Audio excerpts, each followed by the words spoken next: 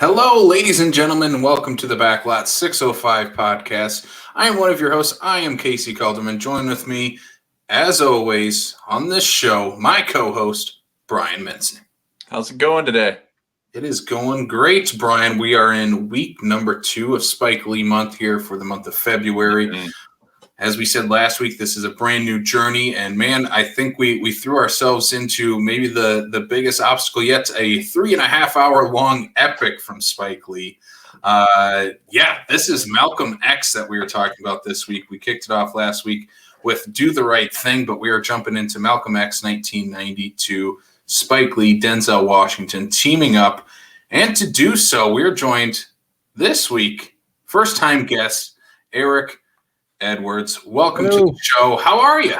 I'm good. I'm very good. I'm warm. I'm inside. I'm COVID free. I'm good to go. That is the best thing to have right now, man. Right? Yeah, it's negative what? Negative 10? Negative, I don't know. It's too cold. That's what it is. It's just too cold. I still see people walking down the trails in shorts, so I mean, it's not cold enough. Yeah. Welcome That's to South Dakota. That's South Dakota, though. If it's not snowing in negative 50, someone's wearing shorts. And sandals. That's funny. I'm looking at my roommate's sandals on the floor right now. I mean, I still wear sandals outside if I have to run out there quick. I'm not gonna shame anyone for doing that. But you know what? I'll shame you. I know you would. That's all right. I will take the shame. But you know what? I'll wear a sweatshirt and sweatpants and stocking cap. I'll throw on the flip flops though to run outside. It'll work.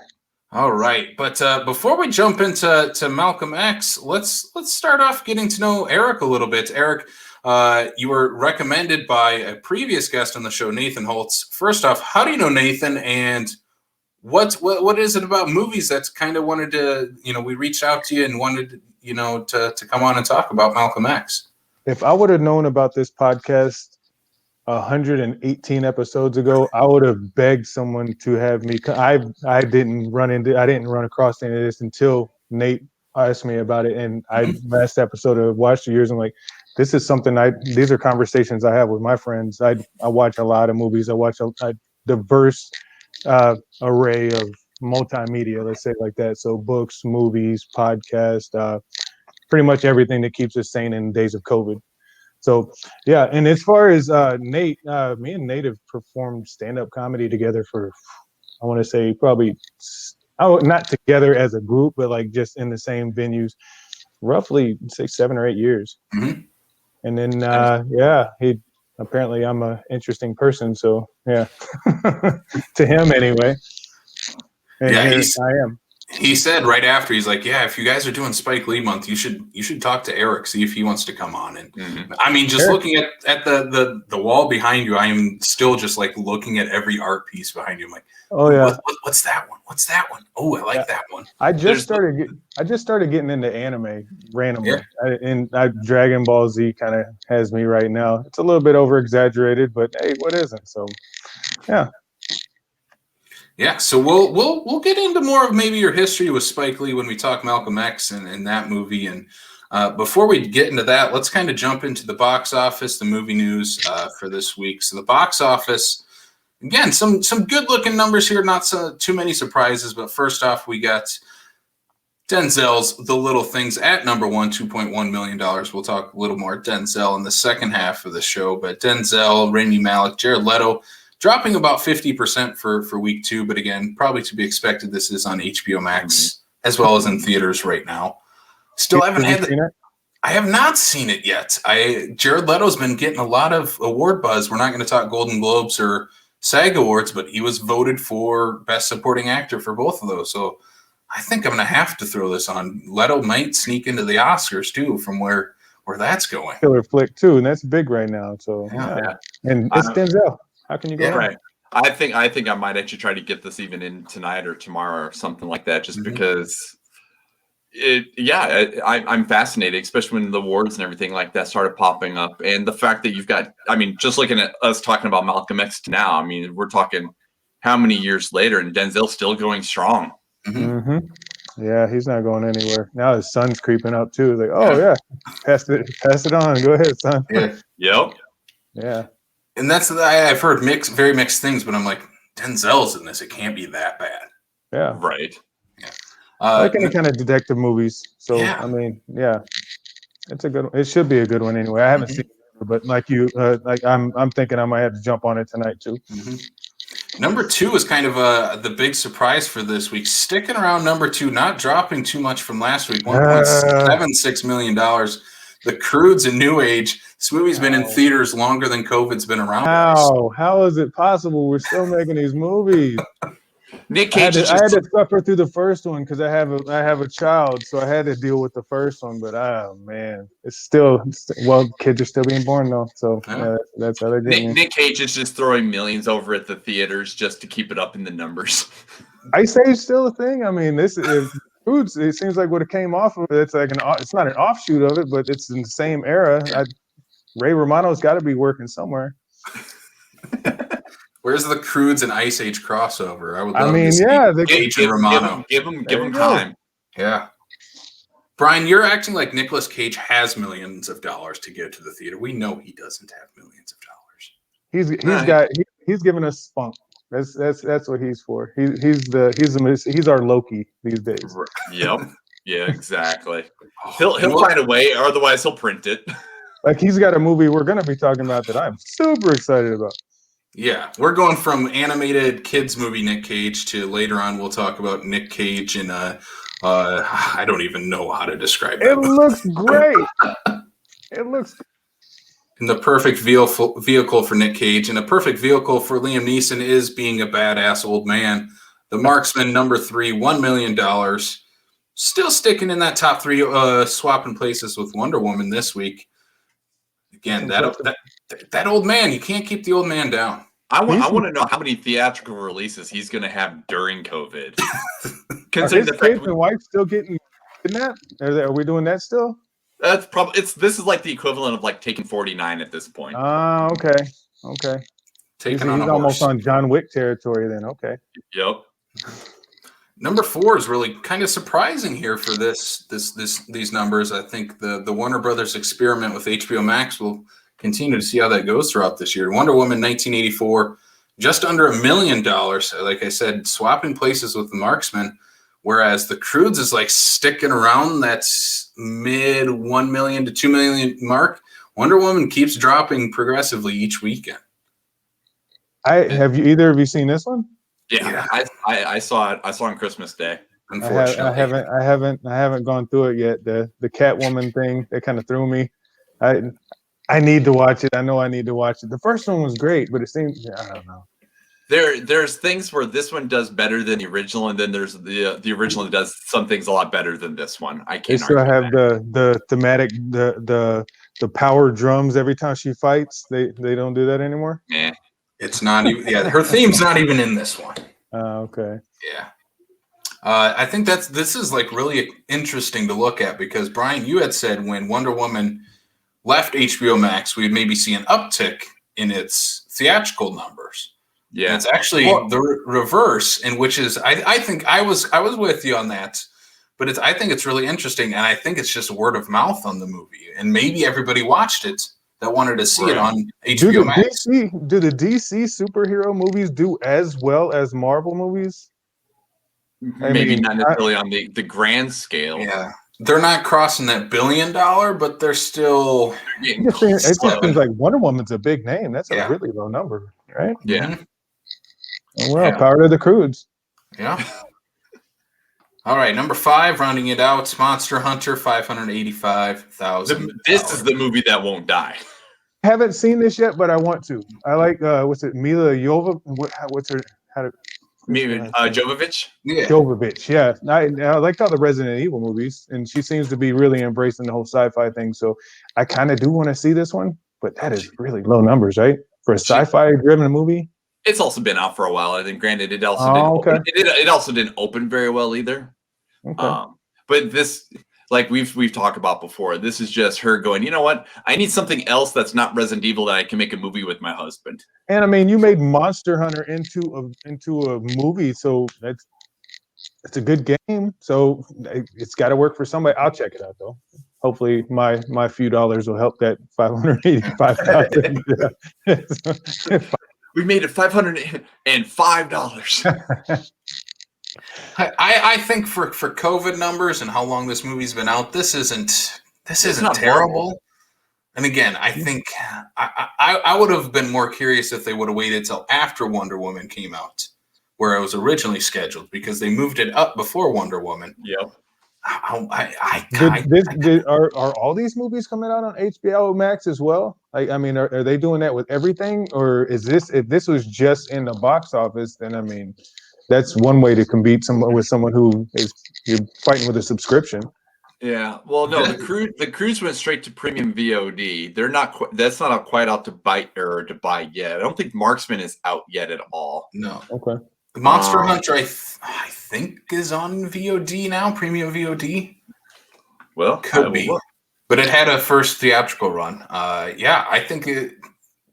I don't know if the studio made the right choice in that. I think they should have waited till after Wonder Woman and see what it would have done. But it's doing pretty good for being out. Yeah, maybe the DVD numbers will be great. You never know. Yeah. All right, so that's the box office. Quickly, I'll run through them again. Little Things, number 1, Croods: A New Age, number 2, 3, The Marksman, number 4, Wonder Woman, 1984, and number 5 is Monster Hunter.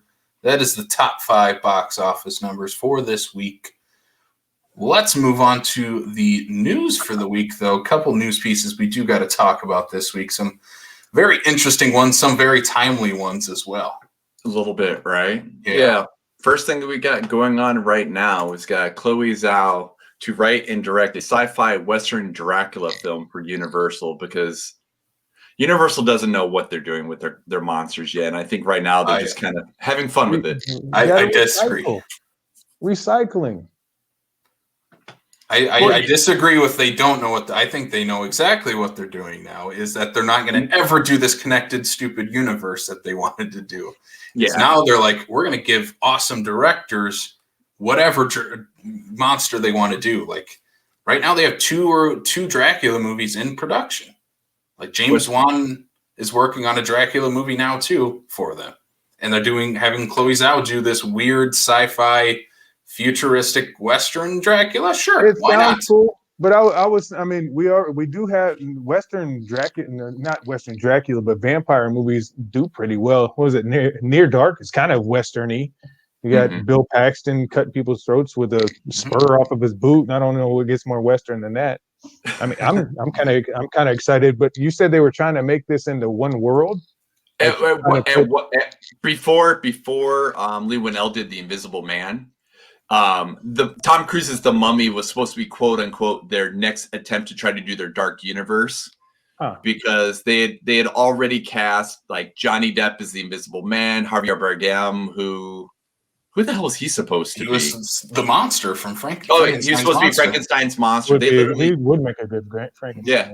So I mean, they started casting people before they started making movies, and then Tom Cruise's The Mummy was poorly received. So they're like, maybe we're not going to do Brendan this. Fraser. It's a curse of Brendan Fraser. Some guy who sides with us. Just put Brendan Fraser in The Mummy. We're okay. I don't understand what he did so wrong. I love that dude. What was the animated movie? No, it's off topic. But yeah, that Mummy movie, it looked good though, right? I mean, did you watch that one? I've never watched it because I've heard nothing. I haven't. The Tom Cruise one? Oh, is not a good movie. It feels like a sort of bad straight to DVD sequel of the Brendan Fraser ones without Brendan Fraser. It had really good effects. Yeah. The monster lived. It wasn't a horror movie either. No, and I mean the first Mummy movie, that was a love story. That's all. A Knocks to the Moon. That's all. Imhotep wanted was it's a love movie. But yeah, I don't know. Maybe I think the Western Dracula, that could be fun. That's what does pique my interest. That's what definitely makes me. I do like when we occasionally get like the weird spins, like like Cowboy versus Aliens. Well, right, but yep. But I was even going to go even one further with like when we got Dracula 2000. Oh, I was thinking that too. Yeah. It's not your atypical, it's by far, it's not one of the best Dracula movies we got, but we got a very unknown Gerard Butler playing I think he did a good job as Dracula. we just had another I can't remember the exact name of that one, but it was Dracula and like his power is in his power time. So he had actual he could control the sun, he control the darkness and Dracula Untold. yeah, that Oh, I yeah. think that was one. That was a pretty good flick. Yeah, I like that one. No one else likes it. I like Dracula Untold. So like Waterworld. So I mean, I'm one of the like 5 in the world that loved Waterworld. Man. Waterworld's great. I was going to say, Waterworld. Not a lot of people agree with that.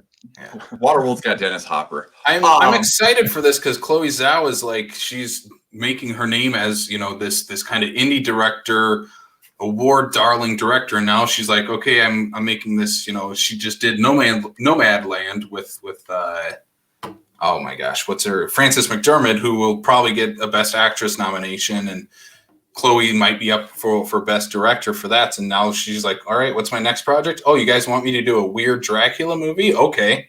Let's do it. Right.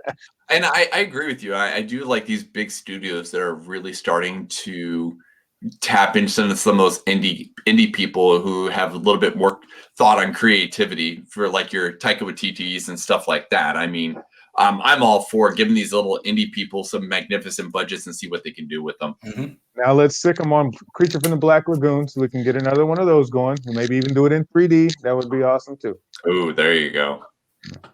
All right. Next thing we got here, because, sometimes you can't even let the dust settle. Netflix is beginning the pre-production on the GameStop stock market film because why not Netflix? The story is not even over yet. It's not even completed yet, and they're already. It's the same. It's like the South Park running joke. Netflix green light anything. Keep on going. Keep on coming.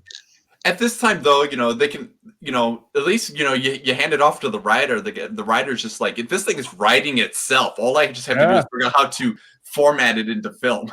There's probably a book about it already too. So I mean, might as well. Oh yeah, somebody's already got the rights. There's probably 2 or 3 publishers that already have the rights to some sort of GameStop book and whatnot. I'm surprised they didn't try to attach Adam McKay to this already and get him GameStop employees like, what is everybody doing?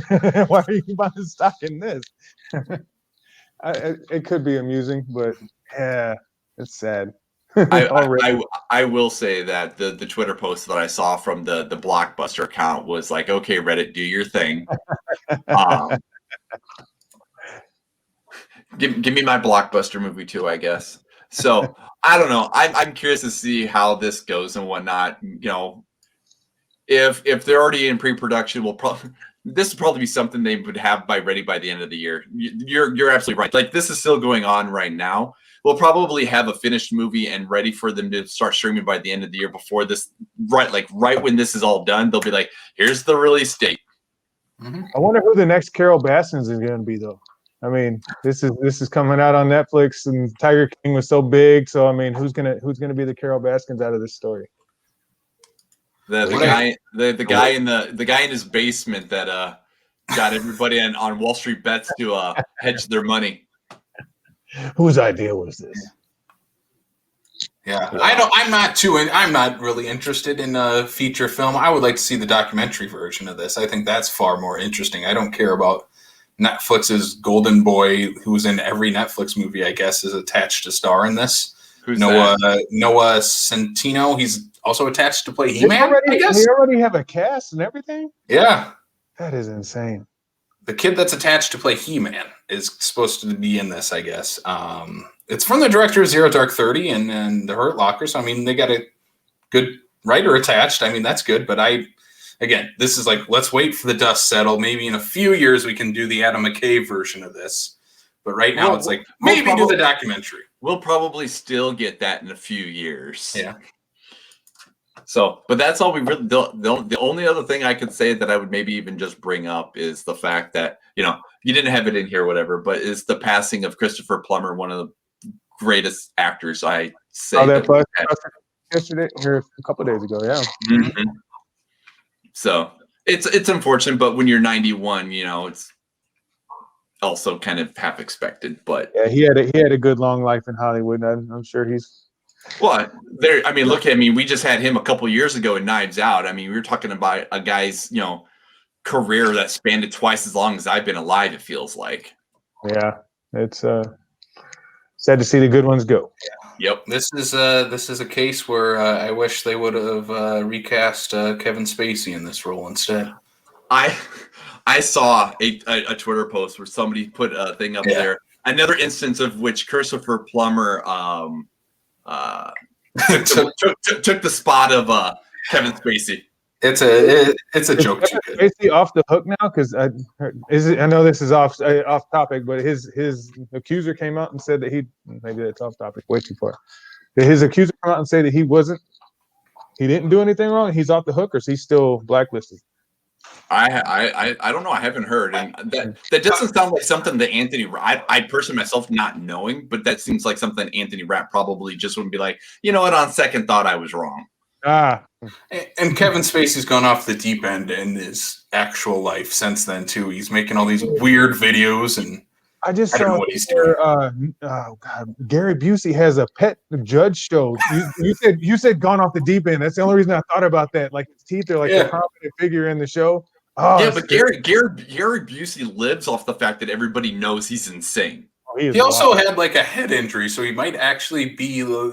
Oh yeah. He absolutely the car accident absolutely screwed him up, but he at least acknowledges that he is crazy.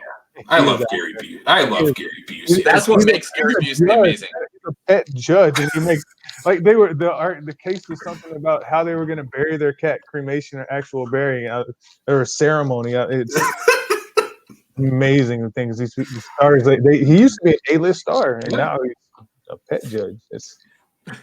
He's getting paid though. You said deep in, and that's the first place my mind went was Gary Busey. That's all right. We don't talk about Gary Busey enough on the show. We need to bring him up. No, he needs to have like his own segment. We should do a Gary Busey month. That would be What's awesome. Gary Busey doing today? They have Point Break. That's a big Gary Busey one. You see somebody be like that. Now he's telling people how to bury their pets. All right, well, let's jump to coming soon. I don't know if we'll talk about Gary Busey in this. We might bring him up. Who knows? First up and coming soon, we talked about that HBO Max dual streaming and theatrical release. We have another one this week, Judas and the Black Messiah, hitting theaters, HBO Max, February 12th. This one does star two of our favorite young actors working right now, Lakeith Stanfield, Daniel Kaluuya. Stars them as Daniel Kaluuya plays Fred Hampton, chairman of the Illinois Black Panther Party in 1968, and stars Lakeith Stanfield as William O'Neill, a small-town criminal whom the FBI recruits to have him gather intel on Hampton, this intel that they can use ultimately to assassinate Hampton. So this also stars Jesse Plemons and Martin Sheen as J. Edgar Hoover. So I've been very much looking forward to this. I'm glad it's hitting streaming. This looks really good. I would have to agree. And hopefully, for once, I'm actually, looking forward to Daniel Kaluuya because I've had a sour taste in my mouth ever since his role in Black Panther. He's fine in Black Panther. That's my point. He could have been so much better in Black Panther. And here I actually look like he actually shows emotion that he did not have. Get out and then jump into Black Panther like that. I don't know. I like this character though, Black Panther. Yeah. A question I'll ask when we talk about Malcolm X, what makes a great double feature with it? I'm like, this would be a good double feature with Malcolm X. Set during that same time period. You have, today's Denzel Washington with either Lakeith or Daniel Kaluuya, like they're very much carrying that same kind of torch that Denzel was back in the 90s. So I think this is a good double feature with this too. There's one on Amazon right now called is it 5 Nights in Miami? Yeah, one night in Miami where One Night in Miami with Ali and Jim Brown, Malcolm and oh man, Sam Cooke. No. Yes. Yeah. Good one. This looks really good though. Is this a factual story? This is real though, right? I do think this is based on a true story. I really want to see it. I didn't know there was I saw Judas in the title. I was like, oh, this is somebody getting turned.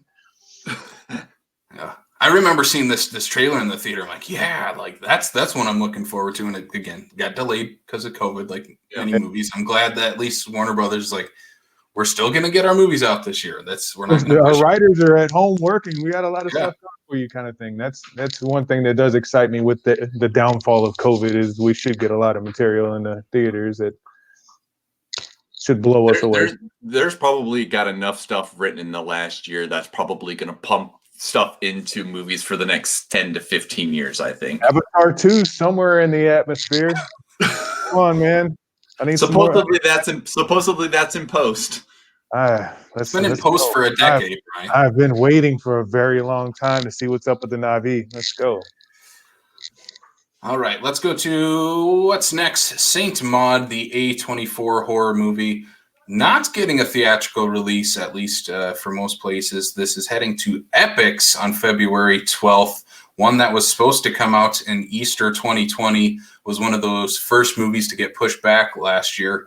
This is the feature film debut of writer-director Rose Glass, A24 horror movie Saint Maud. I couldn't tell exactly what, like, this is a ghost movie or this is like a witch movie. I couldn't make this one out. This one I'm curious about. Yeah, well, what do we got going on here? You know, you're the horror guy there, Casey. I don't know. I haven't seen it. I've been waiting for over a year for this movie. I'm trailer. Like I was confused by the trailer because I couldn't tell if she was killing old people or if she was a witch or possessed or something. But that's why they give you the snippets. They come watch and find out what it is. From what I understand, I think it's a supernatural movie. But I've been looking forward to this, like I said, for like a year now, and been waiting for it to come out. And again, because it is heading on to Epix, which no one has, I will still have to wait to watch this movie. You know, in the defense of you waiting to see this for a year, though, you're an A24 horror shill, though. You'll watch anything that A24 puts out that's a horror movie. Yes, I will. Next up is another movie I'm looking forward to. I think we all are. We talked about him a little earlier. Nick Cage in Willy's Wonderland. I got the trailer for them. That way that whoever is listening to can watch this trailer and get excited as we are. This is Nicolas Cage's Five Nights at Freddy's movie. I got to read the synopsis though. This is again perfect vehicle for Nick Cage. When his car breaks down, a drifter agrees to clean an abandoned Chuck E. Cheese-like kid's place in order to pay for repairs, and he ends up fighting for his life against a bunch of animatronic killer mascots. They were using Rorschach lines in here.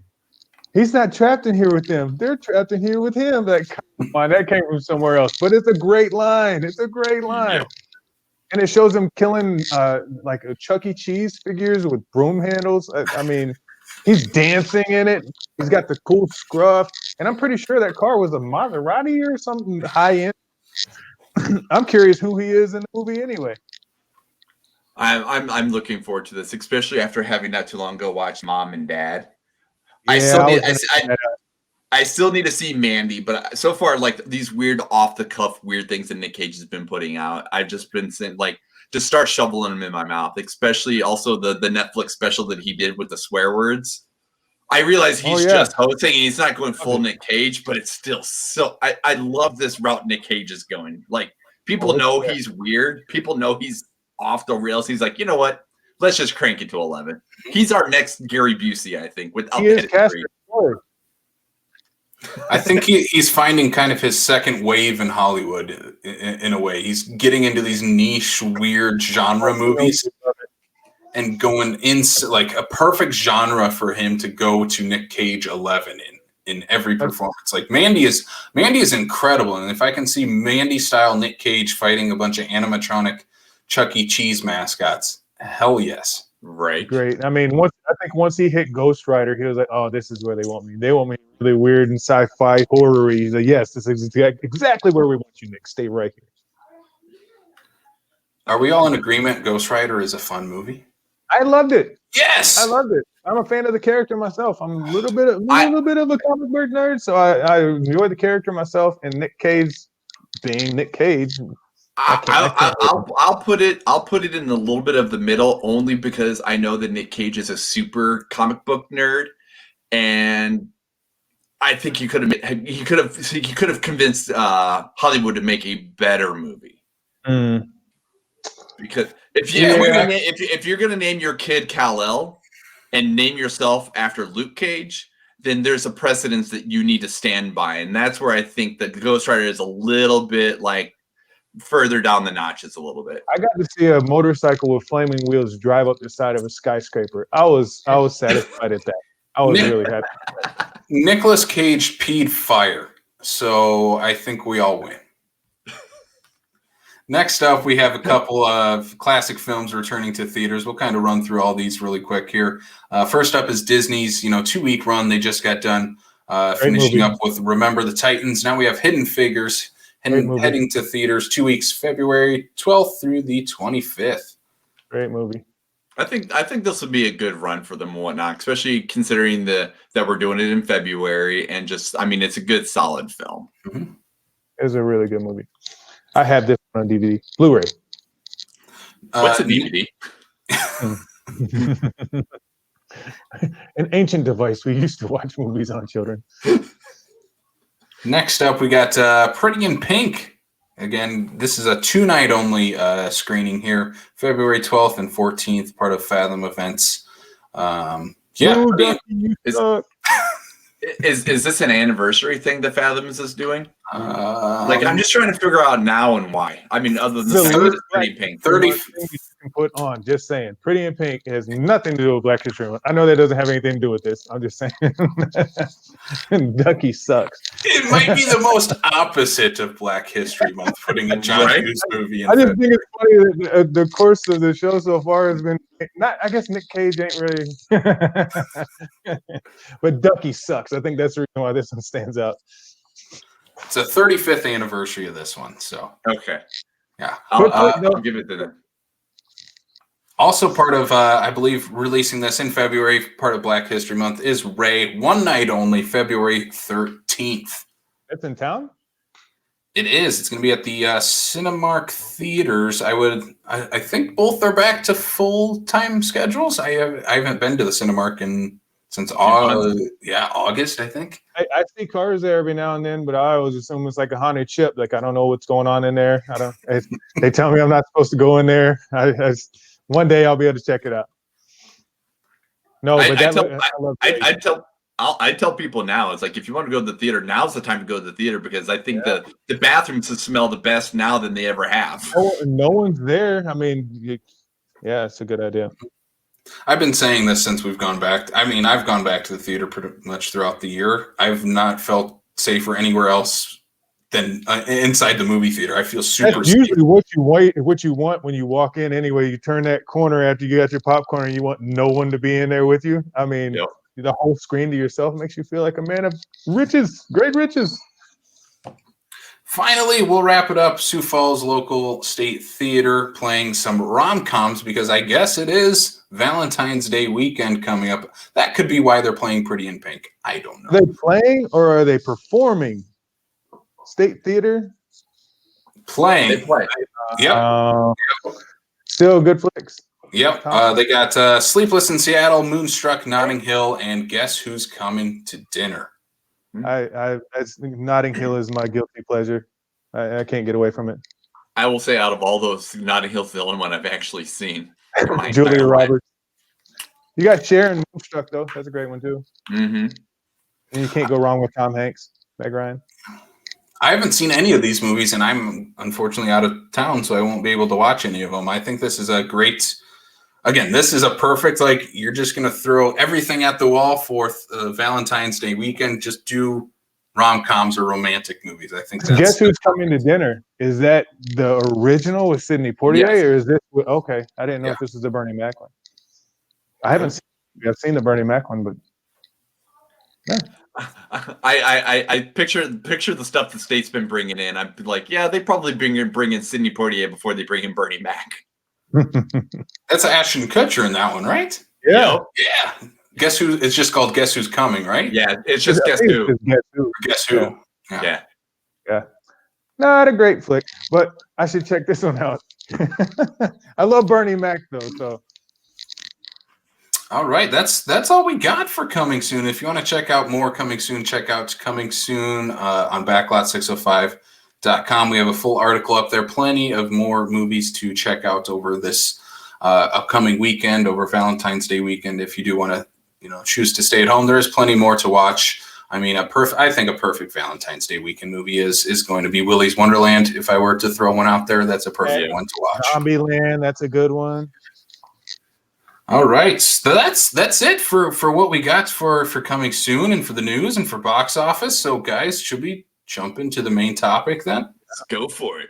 All right, so main topic is Malcolm X from director Spike Lee. This movie was released November 18th, 1992. The film stars Denzel Washington, Angela Bassett, and Delroy Lindo.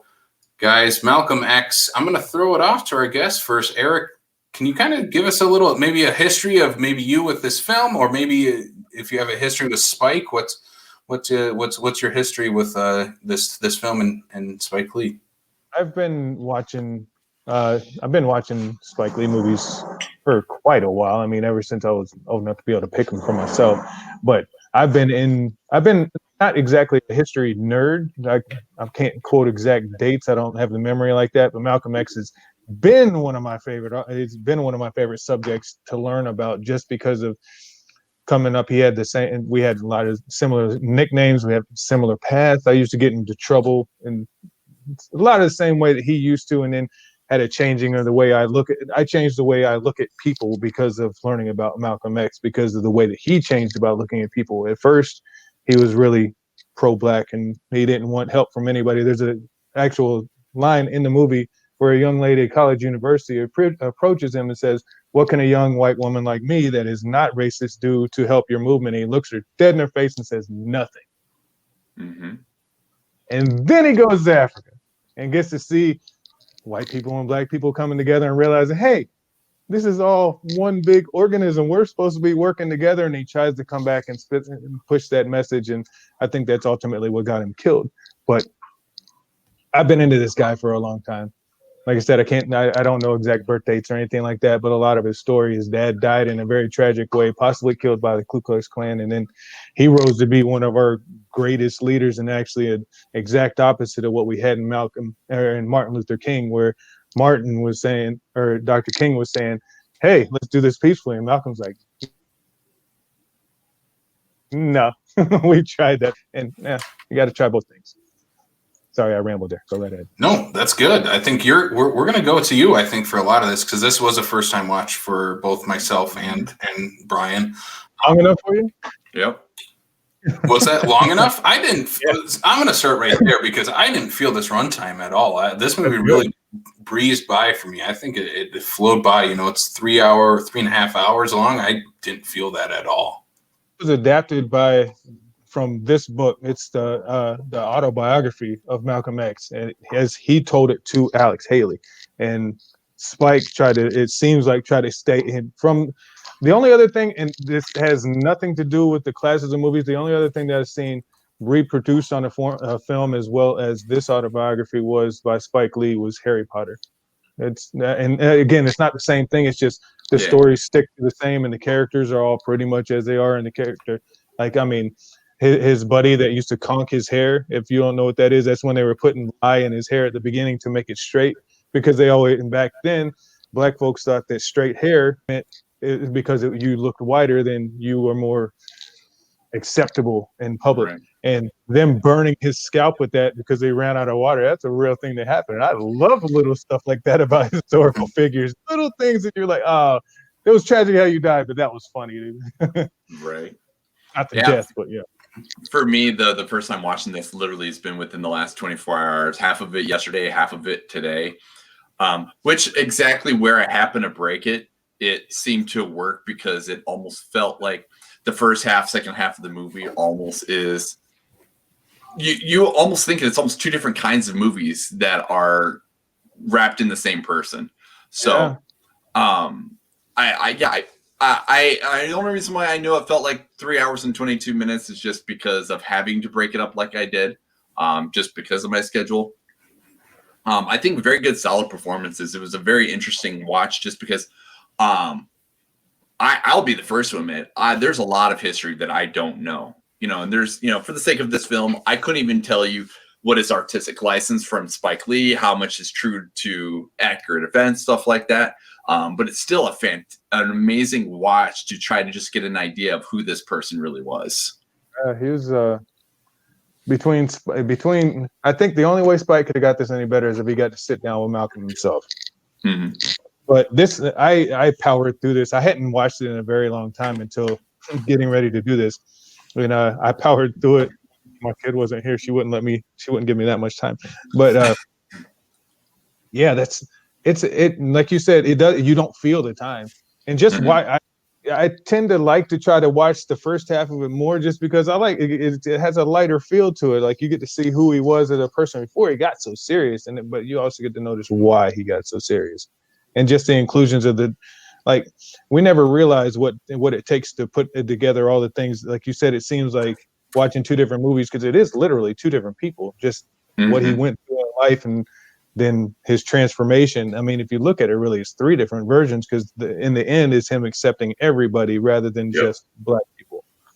Well, my biggest thing going into this is, mind you, in terms of his overall history, I'm very, blank to that. I don't know and whatnot. And going to one thing that for me, especially 28 years later, coming into this thing, is that I never pictured Spike Lee basically doing a Dick Tracy gangster movie. Like that's how the beginning of it kind of felt like, because of the time frame, the zoot suits, and all that stuff. Where they walk, it used to crack me up. Yeah, there's that scene where you've got Spike Lee and him walking down the road and whatnot, and they're literally swinging their arms, all zoot suit, style and whatnot. I'm like, it's the kind of thing where you almost want to pause and stop and be like, I picked the right movie, right? People really want it. Like, no, this is how they really used to dress. Yeah. Well, and on top of that too, I'm so used to the fact that it's Malcolm X and everything like that. So he going by his nickname of Red, and to be in these 40s gangster kind of thing, when he gets into all that kind of stuff, I'm like, where's that? That's where I was a little just taken aback, and I'm like, and that again, that's where I talk about. I'm like, is this Spike just having fun and trying to create this embellished, part of the story, or is this really how it was? They used to it. Every time I see that part of the movie, it reminds me of Spy versus Spy from the Mad comics, because they had the big hat and the lapel, and that used to really be his style. People used to actually walk around like that. Like I said, this is all autobiography. I'm not sure that he took very many freedoms with it, just out of respect to, who the man was. Right. It kind of surprised me how much time Spike did in the movie, but he played that part. He played it really well, really good shorty. Let's say it like that. And I don't think Spike was cutting any corners in this movie. I know I looked up behind the scenes stuff on this, and this movie, like I said, is 3.5 hours long. This is also a Warner Brothers movie. How does a major studio give someone a 3.5 hour long movie? It's because Spike Lee said this movie needs to be 3.5 hours long. It can't be any shorter.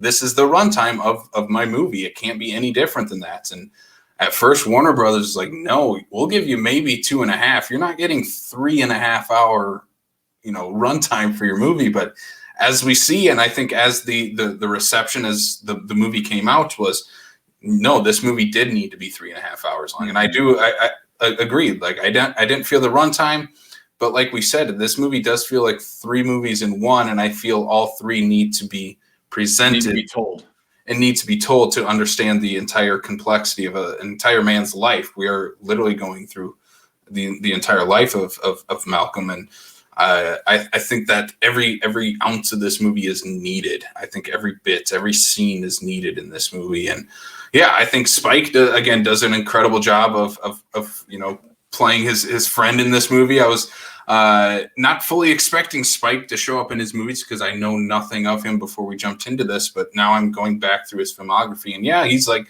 I'm just as good of an actor as I am a director. I'm going to put myself in where I need to fit, but he also knows when not to outshine someone else in a scene or give them. Yeah, that is one thing I like about this one here. He knew what role to play if he wanted to be in the movie, so he wasn't overshadowing anybody else. Mhm. And he got to be in two parts of the man's life, because he got before prison and then after prison, when he was when he converted over and he was actually Malcolm X. Then Shorty shows back up and tries to get him to do some stuff. It's like, no, man, that ship sailed. This is a different page now. And he didn't believe it for a second. But yeah, and that's the exiting of Shorty. I think that's the last time you see him in the movie. Yep. Denzel in this movie, man. Denzel is incredible in this, and I think it shows how great of a. I think he is easily one of the greatest actors ever, and anybody else could have done this as well.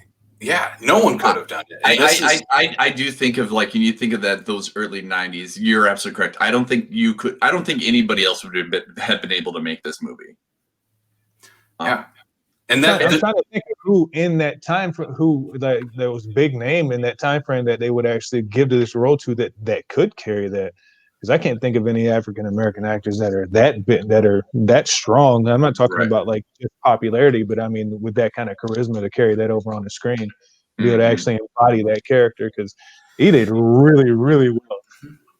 I think Malcolm was proud of this movie. I know he was Spike's only choice for this movie. He said no one else could play this besides Denzel, and he even just has like the stature, and I mean even the similar just facial look, like, you know, he looks like Malcolm X. Yeah, this turned into a pretty sad story at the end, but I mean, yeah, you're right. He's that dude. One name that I did come across when they were first developing this movie, I just found very interesting, and I don't know if it would have worked, was Richard Pryor was attached at one point to portray Malcolm X before Spike. Really? Yeah. I don't know what kind of movie that would have been. I could see him as Elijah Muhammad, maybe, but no, I don't.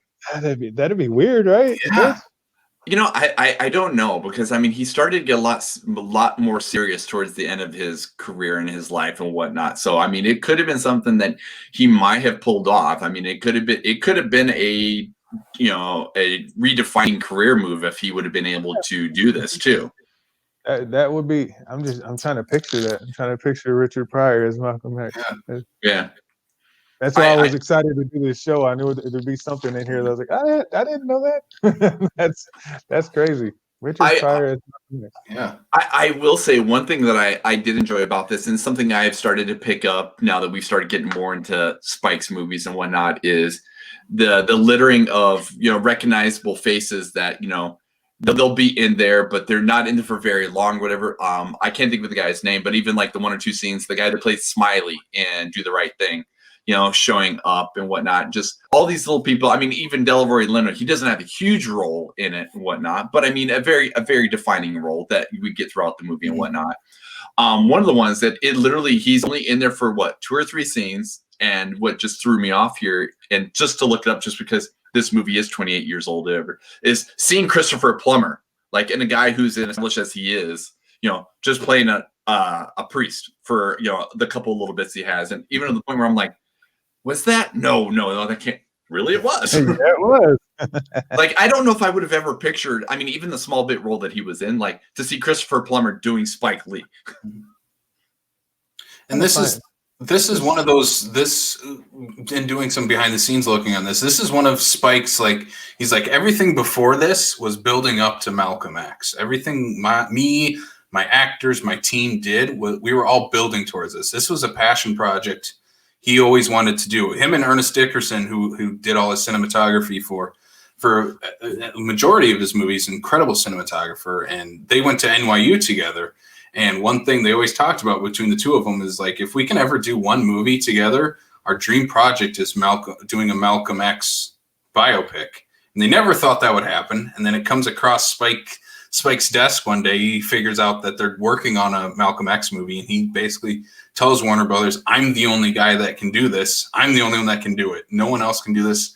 No one else can touch this. I have to be the guy. And history shows that was the case. And I mean, again, this is that team, the same Do the Right Thing team is on this, the same cinematographers, the costumers, the choreographers, everything. Like, this is the same group of people. And then you add Denzel to that too.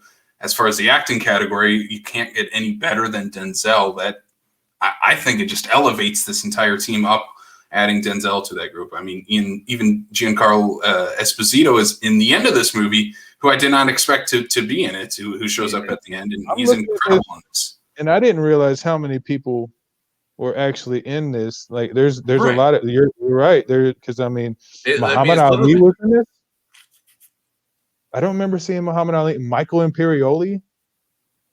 Those I Even think those I think those are like the because some of that I did look that up and whatnot. I believe a lot of that is like the archive stuff. Mhm.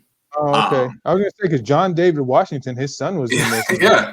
A student in Harlem. That wow. Al Sharpton. I don't remember seeing Al Sharpton in this. Yeah. I will say is in the same vein of where we look at this film and say, okay, nobody other than Denzel will be able to play this role. If you look at when this movie was made, like you said, Casey, when this basically came up, he says, hey, this is the dream project that I've always wanted to make. If you're talking early 90s, was there anybody else like Spike to be able to make a movie like this?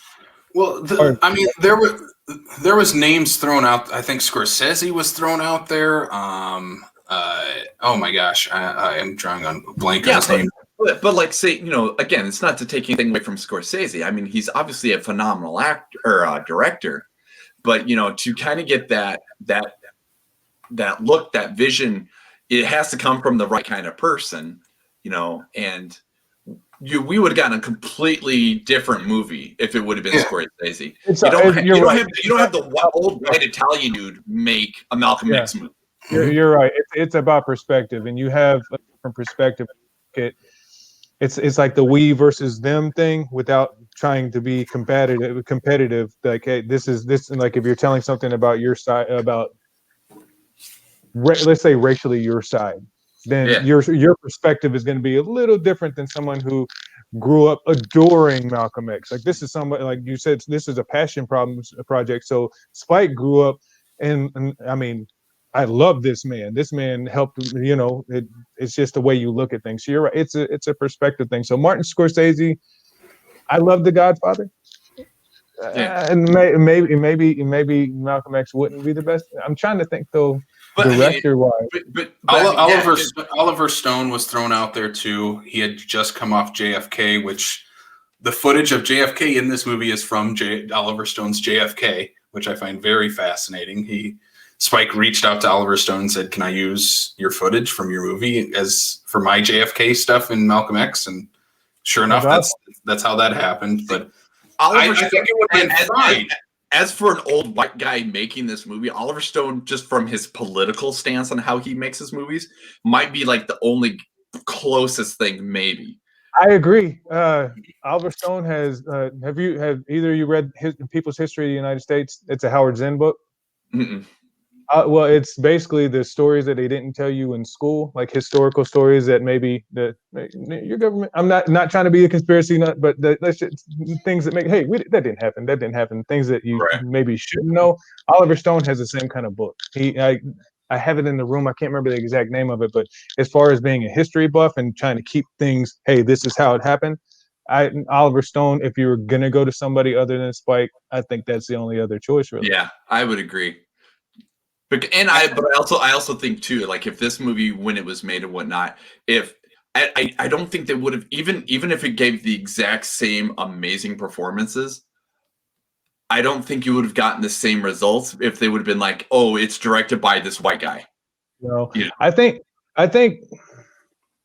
to be able to tell the story of a person of color, especially of a person of the stature of Malcolm, there's a lot of little back things, little small things, like what do they call them?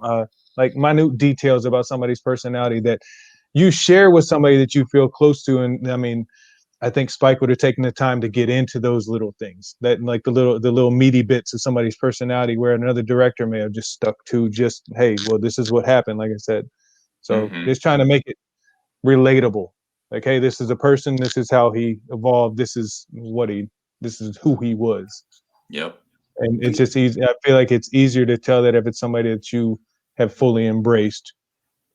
It's a weird way to say that. You definitely get a different caliber of a film, good or bad, if it's coming from the like, it's the passion project. It's the one that this is that if I never make another movie ever again, this is the movie I want to have had made.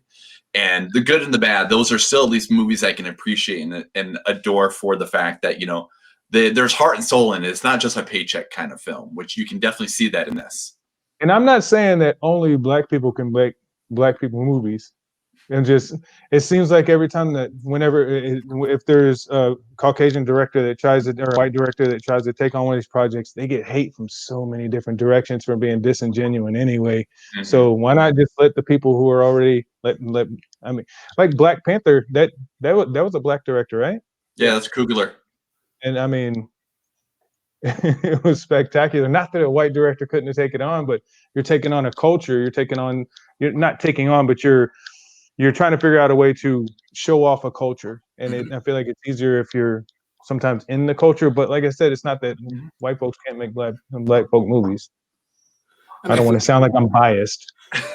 No, I think you're. I think we've hit it on the nail on the head here. Is that like Oliver Stone is probably the second guy you would probably select to do Malcolm X, especially when this came out in 1992, coming off JFK. Could have easily followed up I'm doing JFK, and right after I'm doing Malcolm X, and that would have been. I think it would have been a good movie. And you could add Denzel in it too. No way it's this 3.5 hour long epic going through his entire life. This probably would have started with him in prison already. That would have been the first 10 minutes of the movie. I don't think we would have gotten his full. You can brush over how he got there. Yeah. Yeah. And I think that's where Spike comes in and says, there's certain things I'm just not cutting out of this movie. I needed to tell Malcolm's entire story through this. And I think that's like I'm telling you a puzzle with pieces missing. Yeah. Everybody wants the whole picture. Yep. And I think that's, again, this kind of just goes into connecting the dots and everything just like we said, it's a puzzle. Everything's falling into place. Spike was the perfect guy to direct it. Wasn't the only guy, I would say, but the perfect guy to direct this movie.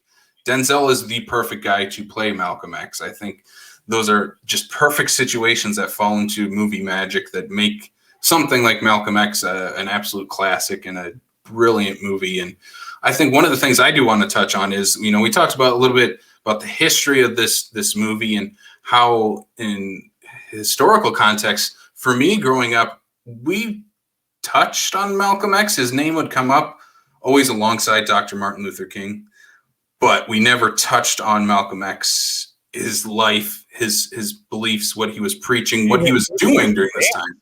Yeah. Like most people don't realize, like, I mean, at first, Malcolm didn't want to cohabitate. We got separate worlds. Like you live here, we live here, which is never a good answer for one giant country. And you got two separate worlds inside of one thing. That's not a great thing. But, and like I said, whenever he went and he actually visited in Africa, whenever he went to Mecca and he got to see everyone coming together, then that changed his mind. I think that's what I like about it most is because of the way you watch a shift in mindset. Not just in political views, but in the way that you look at the world. Like, I mean, in one moment he is rigid. And I mean, not bending at all. No, you can't help me because you're of this race. And then you come back and like, you know what? Maybe we can get along. And unfortunately, it didn't work out. I think that's one of the great things about this is Malcolm X in this movie is not a movie character. He's a real person. Like this is presenting him as a real person. He's going through all the real life struggles that everyone deals with. And we see his progression from his early childhood to, you know, his early life in Harlem and then his transition, you know, into prison, developing the Muslim faith and then going on to becoming the Malcolm X that his history knows. And then obviously, you know, he makes that trip overseas and comes back a changed man, a new man. Constantly this man's life is changing and progressing. That's something every human goes through, is these life-changing experiences and progression, degression, if you want to look at it that way. But it's always this evolving person. It's never a movie character that he's going through. And I think, and that's one of the crazy things is that, Malcolm's life does lend itself towards film, because if you were to write a fictional version of Malcolm X as a movie character, that's how you would write it as his life was. And I think that's just perfect for putting onto film as well. And I think one thing Spike said about this movie is that he encouraged kids to skip school and go watch Malcolm X, Not because he's like, oh, I need to make money off kids going to watch Malcolm X. He's like, you're going to learn more about this guy's life and more about history during that time in my movie than you are in your classroom. And I do firmly believe that is true. This is a movie that should be shown in classrooms. I mean, one thing that shocked me is this movie's PG-13. There's no reason you can't show this in a classroom. Oh, well, right. I don't think that will. Well, maybe not here. maybe not specifically in Sioux Falls. Maybe one day we're getting to be a little bit more of a diverse community in itself. But yeah, I'm not sure if they do this in bigger cities either. Because you would think. I remember when I was a kid. Did you all watch the movie Glory when you were in school? No. There's Matthew Broderick and Denzel Washington. What's the lead from Morgan Freeman in that, right? Yeah, Morgan Freeman. Man.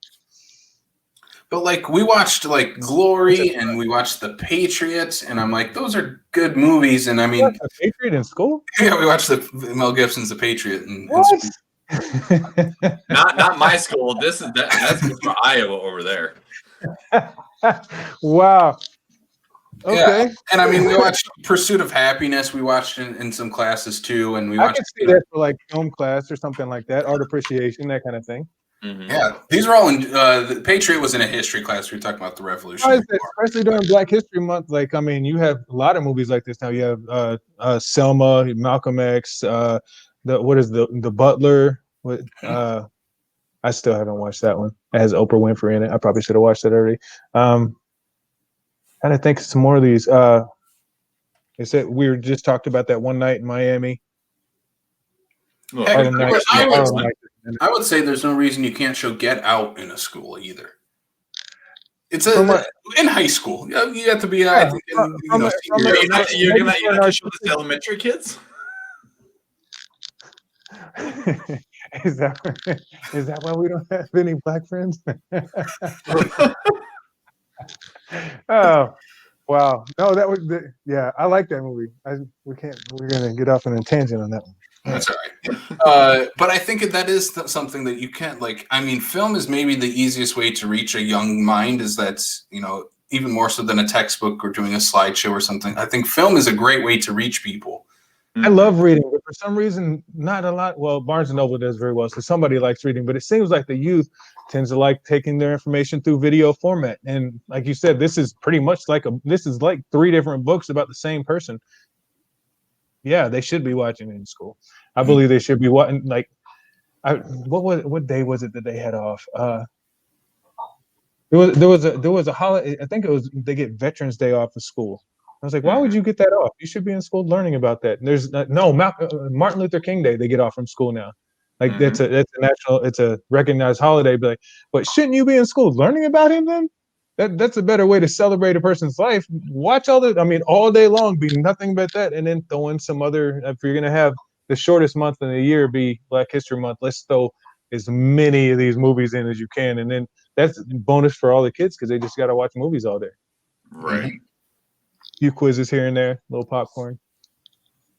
Yeah, I mean, I started going to school to be a teacher, and I always said like one thing I would integrate into my classroom routine, as long as, of course, the school board would allow, was you play movies because that's a great way to reach people. Like you said, kids this generation, they learn from video, and I think I was on the tail end of that, and how I learned most of my stuff towards the end of my academic career was through video and learning it through that form. And I think that's a great way to reach all types of students is through that. And I do think Spike has been preaching that this should be played in schools. And I do definitely agree with that. So I think there's no reason this couldn't be played in at least the high school demographic of students. I figured out a better way. PG-13, it should be in schools. There's no reason why it can't be. It's not like anything over the top. Mm-hmm. I figured out a better way of what I was trying to say about Oliver Stone. And who was the other director you were talking about? That Scorsese doing this. It's easier to tell someone. It's easier to let someone in on someone else's perspective if you have that same background, because you know the few things to point out. So yeah, the other two directors could have done it, and yeah, Oliver Stone could have done a great job at it, and probably would have won tons of awards and all that, but just getting the feeling of that person is a little harder to do if you're from outside of that subgroup. Does that make sense? Mm-hmm.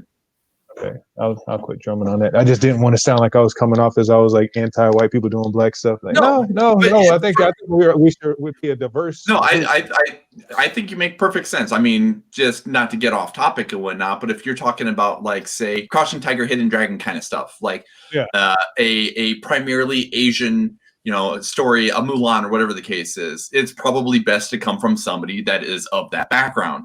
If you're going to talk like Malcolm X, yeah, like Selma or any of those, it just makes perfect sense. Like you said, Black Panther, it's good. That thing would have made money anyway. It doesn't matter, for the sake, but you put somebody behind the camera who has a good understanding of the culture and the people that he's working with, that's going to give you a better product. Mm-hmm. So you don't just attach a name or a person behind the camera just because, I can do that. You need to have a reason and otherwise you like you said, Oliver Stone probably would have made an award-winning film, but it definitely would not have been the same. It probably wouldn't have been the same film. Mm-hmm. There is one name. I just thought of this other fact that I came across that I found super interesting. Is you brought up Oprah earlier. She is one of the names that helped fund this movie because they ran out of money because they only were allowed money to make the 2.5 hour long version of Malcolm X. Spike was like, no, this is a 3.5 hour long movie. We need to finish it, and we need to finish the overseas stuff for the third act of the movie. He had to go to outside sources to help fund that. So some of the names were Oprah helped with this fundraising for it. Michael Jordan did. Bill Cosby did. Spike himself put up his paycheck for this movie. Sure. I think Denzel might have too. I think so. But some things you put out because you want to make money, and some things you put out because you want this. This is right. A movie that people are gonna like. I mean, say 20 years from now, this is the same story. It's you got it on film now. That's you want. Hey, you want who's Malcolm X? Watch this. Better yet, read this.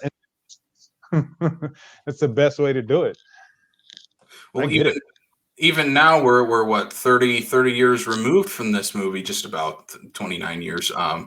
But still, this is a very important movie to talk about. And one thing I do want to talk about is how this movie opens.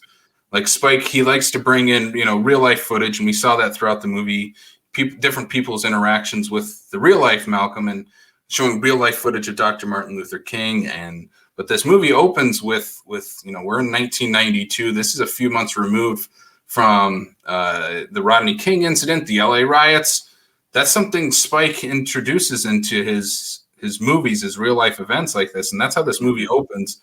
It's such a powerful opening, especially with the United States flag integrating into there and hearing Denzel giving, Malcolm's speech. That's what a powerful way to just open your movie. And it's done with such confidence that only Spike Lee could have done the opening to this movie. Right. Yeah, I think kids today, they don't have a memory of America as it was like in those times, 40s, 50s, 60s. They don't have any kind of perspective on that whatsoever. So for them to see something like this, I feel like it should be culture shock because wait, it's not a movie. This is real. Like just the fact that it is very real and it being autobiographical, it's very powerful. You're right. It's very powerful scenery. I think that if we were to get this like shown in schools and whatnot, I think number one, you're absolutely right. The opening is going to catch some attention because even I was. During the opening, you got the Rodney King stuff at the very beginning. I was a kid when that happened, but like you get some of the stuff here. If you open up this movie and you show it in the theater and the first thing you saw was Denzel and Spike in zoot suits, not to go back to the 40s and whatnot, you're probably going to have a lot of people like question going, what on earth is this? And you tell them, no, this is really how the 40s were. To the point where probably people are going to go back and go, you can't, no, this, you're not right. but it'll get them to open a book and get them to go look it up, Google search or whatever the case. They'd be like, there's pictures of people really dressed like this. Yeah, they're this is what you call loud, and this is how you dress loud. There was a whole '90s musical movement around this stuff. Oh man, it's crazy. The bright yellow suit, it's the feather in the cap, like actually having a feather in your cap. Like this was a thing. I had a feather in my cap at one point in time, but it blew out the window. Reminiscing. I shouldn't even brought up the feather. See. One thing during that the zoot suit era of him, and then they go to this nightclub and have this incredibly long and just incredibly well choreographed dance number in there too. Yeah. Like I just got done watching School Days right before I watched Malcolm X, and he has a number of like musical numbers, and I think Spike is very musically inclined in his movies as well too. Mm-hmm. Is it Devil in the Blue Dress? Where him and Denzel in that one. Denzel's the trumpet player, I believe, in that one. He's got a lot of his musical stuff. I don't think he did the Mighty Queen.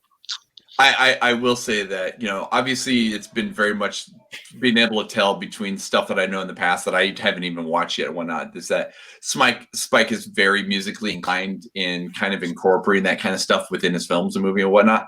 But watching that dance sequence that you're talking about, Casey, it was like knowing that he's working on an actual musical right now.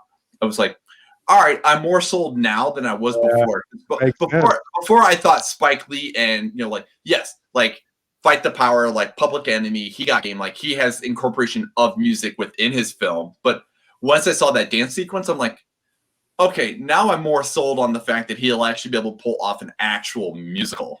Oh, it's the beginning of Do the Right Thing, and that's Rosie dancing, right? Mm-hmm.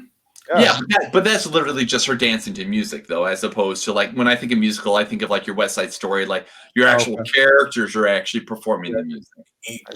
I'm trying to run through all the other Spike movies that we're not doing on the podcast, and when I jumped on School Days, that's basically a musical throughout that movie. There's a good 9 minutes. I think 10-minute long scene of these two groups of girls in college doing an entire musical number outside, like it's completely staged like a 1940s 50s musical. It's incredible, and he has a number of dance scenes in that throughout that movie. I think Spike is and this is stuff I love about that we're doing. Director I don't know a whole lot about, is I'm learning all this stuff as we're doing this. And music is one of the easiest ways to touch human beings. It's one of the things that we all have in common. I think everyone loves music. Comes along with it is the dancing. So it makes sense. And Spike would be in trying to reach out and touch people through movies, using music with it. It's hand in hand. That's why the scores, and whenever you hear the really severe tones or come across during horror movies, somebody's about to get it. Somebody's about to get it.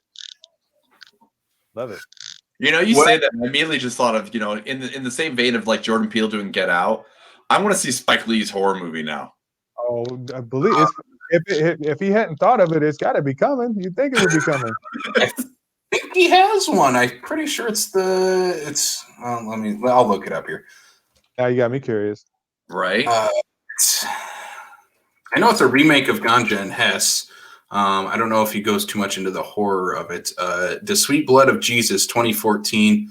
It's a pseudo remake. Here's the synopsis: an anthropologist awakes with a thirst for blood after an assistant stabs him with a cursed dagger. Comedy romance thriller. Is it Vampire in Brooklyn? No. Oh my god. I just ran across one of his that I want to see called Bamboozled. It didn't get great reviews, but I'm curious. I've heard interesting things about Bamboozled. The Sweet Blood of Jesus, I know, is on Tubi right now. I added it to my watch list. So if you are looking for maybe the closest thing Spike's done to horror movies that I know of, that's probably it. I haven't heard great reviews for it, but that's okay. I didn't know he did Inside Man too. That's nice. Yeah, we talked about that. We're like, that's probably the most Hollywood he's ever gotten. Yeah, I mean that's everybody in that one. Clive Owen, Jodie Foster. That's not Jodie Foster. It is Jodie Foster. Yeah. So Do you guys have any other things you want to bring up with Malcolm X or the history of the movie? Your guys' any other thoughts on the film? Everyone should watch it in school. That's Yes. yeah. I got to stick with y'all on that one. Like I said, I enjoyed it, but I can't. I'm trying to think of things that I can bring out that. Yeah, I think everybody puts on a stellar performance. I mean, even just having the Angela Bassett, I think has a very good chemistry opposite Denzel to play the wife and whatnot. I think everybody, and so far I haven't been let down for the most part. Is everybody's been just beautifully cast across everything we've watched so far. But definitely, I think everybody, and like you said here, Spike wants to be in the movie. This is a passion project, obviously not unheard of him being obviously in his own movies and whatnot, but to bring on that role where he gets to be integral, but not be something that's going to overshadow everything else. Okay, look, I'm here too. Watch the movie. Right. Yeah. I think, yeah, like we said, I do think this should be taught in classrooms. I think this is a story that not a lot of people are taught, at least in this area in school either. I think that's very important to do, at least bring up Malcolm and his history and his life. And I think, again, Spike probably does it in the most accessible way possible for younger audiences is through his films. And yeah, like we said, this is just a powerhouse performance from Denzel. I think he's just incredible in this movie. Angela Bassett is perfect as his wife. I think they have such great chemistry between the two of them. There's the incredible scene where they're actually having like their first fight, it seems like, and just incredible acting from both of them, and all the supporting characters that pop up in and out of Malcolm's life are all just very well cast, well placed into this movie. And I think this movie doesn't pull any punches with his life either. It's very easy if you're doing a biopic of someone's life to take out some of the bad stuff and kind of just present them just in this all glowing light. And Spike doesn't do that at all. He's not hiding anything behind the curtain for this movie. The conking of the hair. Have either of you ever seen anything like that in a movie? Just as far as like, it's not combing of the hair, but I mean, it's something superficial that people do. People of different races do to try to get more accepted. Have you ever seen that in any other movie where someone produced something like that? No. I mean, that's where I learned about conking. I would never do that to myself because I would not put lye on my skin. That looks terrible, but to burn your hair and to burn yourself, to be able to make yourself look more appealing to another race, that's something that's one of those little nuggets that I like that they stuck in there. Mm-hmm. Like the only thing I could even remotely think that would even show up nowadays for something like that is in like a barbershop movie. And where like Ice Cube and them would turn it into a joke. Yeah, they have things called hot combs that one of my moms used to use. They used to take a metal comb and put it on a stove, like on a gas stove, and get it hot, and then brush their hair with it to make it straight. That shit always blew my mind. Like, what are you doing to yourself? Just trying to burn it all off. I don't think they use those anymore. Now you have the electric ones, but it used to be. I mean, you had to get primitive. You want to look like what you wanted to look like. I ran across one quote by Mark Twain that it again, they're not the same figures, but when he became about his change in the way that he looked at the world and the way he looked at other people was after he traveled and saw other people, saw black people, white people, brown people, Asian people all coming together and praying together. There's a quote by Mark Twain. It goes, "Travel is fatal to prejudice, bigotry, and narrow-mindedness, and many of our people need it sorely on these accounts. Broad, wholesome, charitable views of men and things cannot be acquired by vegetating in one little corner of the earth all one's lifetime." And I think that's what I like most about this. The man traveled. He had very staunch views on one thing, and then he traveled and he allowed his views to be altered by the world. Be like, okay, that's not how it really is. This is how I think it is. This is how I know it is. No, that's not right. I'm going to change the way I think and change the way I behave. And I think that's what I like about it most. I just wish that more people would learn from those kind of things, though, too, because you have a Yeah. lot of people that are like, "This is how it is. This is how I see it. You're not going to change my mind." And even if you do present them with the facts, like once he went over to Mecca and he saw this and whatnot, he allowed himself to be able to be changed and whatnot. He was able to take that in. Where unfortunately, we run that nowadays, where just people like you can put whatever you want in front of them, they'll be like, "Nope, doesn't exist." Yep. Nope, Earth's flat. Nope, totally flat. Nope, I'm telling Yep. you, it's flat. Yep, that's the curvature. No, it's flat. I get it, man. I think that roadblock right there is the exact reason why this isn't being played in school. Mm-hmm. Just because there are people like that who exist who not only don't want to hear it, but they don't want their kids being subjected to it. So, okay, you say it's history, I say it's not, and then we'll move on and you just let them watch it in college. Yep. I guess we are kind of trying to wrap this up. There is just one more thing I want to bring up since we are talking about it right now, and I do think it's an important thing in this movie, and it just came to mind now, is that to grow yourself as a person and become a more completely rounded person is you need to get out of where you grew up. And for Malcolm, it was, the first time he was out of Harlem was not by choice. It was because of his wrongdoings. He ended up in prison.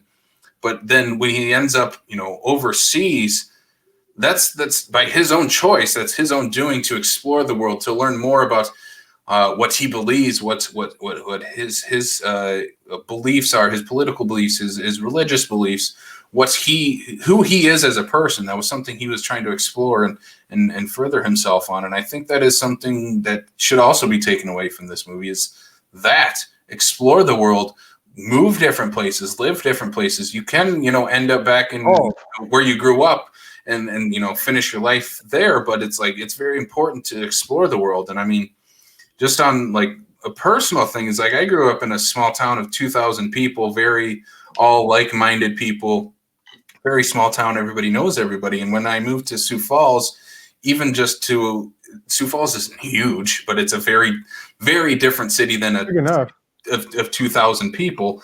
It's only like 60,000 more times bigger than your hometown. Yeah, but I feel like I've grown and learned so much just in living here for the last 5 or 6 years, and I think that's something everybody should do. And I feel like people in my hometown still think and believe the same way that they always have, and there's nothing wrong with that. But it's like you should get a little world experience to mix in with how you were up with your upbringing and who you are now. Is get some world experience in there too. There's nothing wrong with that. I think it's just a great thing to life. Yeah, it's just I explore the world. Even if you don't take anything away from it, you're at least seeing a different culture and a different life out there. Yeah. I would say is that, and the luxury we live in, nowadays is that you can do that and you don't have to leave the comfort of your home. Like obviously it would be great for you to experience it firsthand, to go someplace like overseas or something like that. But I mean, with the internet, with all the stuff that you can get online and stuff like that, you can still at least, nowadays it'd be perfect where it's like, I can still experience that, but don't actually have to leave. They just have to open themselves up to be able to experience that. And with video on demand and all this, you don't even have to watch it all in one bit. Exactly. Small chunks. Well, that's like this. Yeah. I would love to have been able to sit and watch this for 3.5 hours straight. I couldn't, but you're absolutely right. I at least have the option and the ability to be able to say, okay, I can stop it here. I will resume tomorrow, kind of thing, because I'm letting myself in to be like, hey, I honestly, I could absolutely be that white dude from South Dakota because, no. I am not going to watch Spike Lee movies. That's not my wheelhouse and whatnot. I have friends that still haven't seen Black Panther. And that blew my mind. Like, it's a comic book movie. It's not even like, it's not like that. Like, okay, fine, whatever. Go watch Captain. Everybody watched it. Come on. So the final thing I'll kind of wrap this up with is, like I said, we like to pair movies as double features. Malcolm X is already 3.5 hours long. That's already 2 movies right there. But if you were to pair this with another movie, what would you guys maybe compare it with for a big 5.5, 6 hour long epic night. Here's what the event is. Not Lord of the Rings. Harry Potter. I've sat through Harry Potter marathons, so I'm not afraid of sitting down for a long time. But it depends on what kind of like. Are we going Malcolm X and then do something lighter, or are we trying to stick with Black History Month kind of thing, kind of vibe, or are we? How would you want to do it? Yeah. I'd probably go Glory and then Malcolm X. Mainly because they both have Denzel in them. They're both historical. One has Matthew Broderick, and it's pre-Civil War, and it's almost like you're okay. This is one because that was also historical. So you're taking this is one time in American history, and then this is a couple years later. So it's almost seeing the light, is seeing the world in time shifts, if you will, time traveling through film. I think it's something on the something on the lines of like if you paired this up with like Selma, something Martin Luther King related and whatnot, just because of you had two very different voices during the same time, who obviously their worlds collide a multitude of times and whatnot, but the way that they were trying to get their points across but different ways, I think would be a good way to double feature those together. So like something, the just off the top of my head that I think of MLK is Selma and whatnot. So something on those lines. I would think pairing those two figures together, I think would be a good pairing for a double feature. Yeah, how about you? I think I would have probably leaned towards Selma, where you can kind of do the two sides of the same coin type of double feature. Yeah. But I would even say last week's movie, Do the Right Thing, would be a great double feature too. I would even how we watched it is start with Do the Right Thing, and how that movie just ends with the power of Sal's building burning down, and the only thing left hanging is a picture of Malcolm and Martin Luther King. Yeah. You're jumping in, then you're like, okay, that sets that up, and then you jump into a few years later, Spike is actually doing a movie on Malcolm X. I think that is also a very powerful 1-2 punch to throw in there. Yeah, I think that would be a great double feature. It's just how we've done it. Or, I mean, you could also just go, if you want to just do a Denzel double feature, I would maybe go a little lighter after this one and just go straight into like The Equalizer. And just you're gonna say the Croods. Thought for sure you're gonna say the Croods. The Croods, yeah, why not? Because this is mainly a movie podcast, I do want to bring up Francis Ford Coppola directed Godfather, not Scorsese. I think I might have stepped in one earlier. So, and you know who Francis Ford Coppola is related to? Nicolas Cage. I thought you were gonna say the Croods. I thought for sure you were gonna say the Croods. Well, he kind of did. I will say, at least for the way that we lined these up for the double features and whatnot, at least I do like the throughput line though here, because like, Eric, we've got you gave us the Denzel line, Casey gives us the Spike line, and I give like the historical, like between Martin Luther King and Denzel or Malcolm X, as opposed to just like throwing two movies together that just because they're action movies. Yeah. All right, so we're going to kind of wrap this up. We do got to bring up what we were talking about next week, and I think, again, this is a great progression of how the series is going. We talked Denzel this week.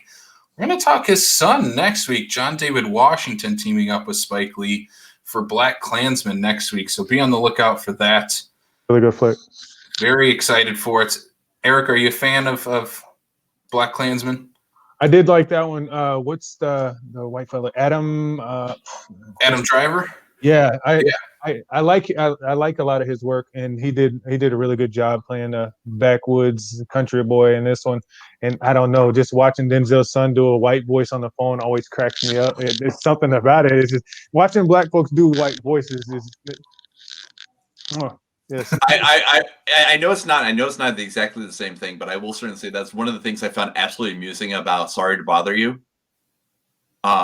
Because of the talking, all of a sudden you realize it's David Cross's voice on the phone. Like it was weird, but yeah.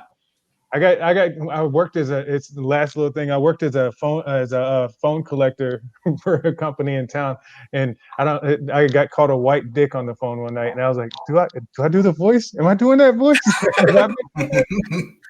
Do I sound? Yeah. So that's what we got coming up next week. Black Klansman. Let's wrap this thing up. We'll let people know where they can find the show and anything else we're doing. If you'd like to subscribe, we are on Apple, Spotify, Google, Stitcher, Amazon Music, and on YouTube as well. If you would like the video portion, available all on there, just search Backlot 605. If you'd like to join our Patreon, we do have a Patreon. We also will have a bonus episode this month covering a Spike Lee movie. So that'll be coming up at the end of the month. Patreon.com/Backlot605. And Brian, where can they find us on social media? The socials. They can check us out on Facebook, Twitter, and Instagram. All three of them are at Backlot605. On Facebook, we also have the South Dakota Film Community Group. Join the conversation. We just like to talk about movies and what's going on and whatnot. The good, the bad, the ugly. So definitely go join the conversation there. Yes. So that is it for the plugs. We got to give a special thanks to Eric. Thank you so much for joining us. Thanks for having me. This is fun. Awesome. There's one last thing I have to ask you. I see Darkwing Duck and Inspector Gadget teaming up, and that is the greatest thing I've ever seen in my entire life. Bad detectives, yeah. Go get that. Okay, I already wanted the Breaking Bad. I already wanted that They Live. Now that I didn't know that was there, I want that one now too. I just want your entire wall because I'll even take. This is my favorite because it looks like Guns N' Roses, but it's Rick and Morty. Oh, that's awesome. Yes. So thank you so much. Is there anything you'd like to throw out there for anyone? No. Thanks for having me again. If you guys ever want to have me back on, I'll watch about every frame of movie except for I try to stay away from the rom-coms just because I'm single and it's lonely to watch that shit by yourself. But this is a good time. Awesome. Yeah. Appreciate it. Absolutely. We'd love to have you back on, and we'll definitely line something up again. But thank you again so much for coming on, talking Malcolm X with us. No problem. For Brian Mensing, I am Casey Calderman. We'll wrap this thing up by telling you we'll check you out next time on the Backlot of South Dakota.